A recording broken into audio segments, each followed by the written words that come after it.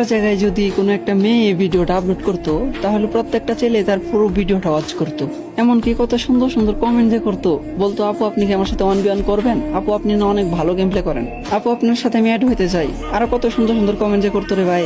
কিন্তু একটা ছেলে সারাদিন কাজ করার পরেও কত সমস্যার ভিতর দিয়ে একটুখানি ভিডিও করার চেষ্টা করে, ভিডিও করে যখন আপলোড করে যে এইটার আশায় যে হয়তো বা তারও অনেক ভালো ভালো ভিউজ আসবো, অনেক লাইক কমেন্ট শেয়ার আসবো।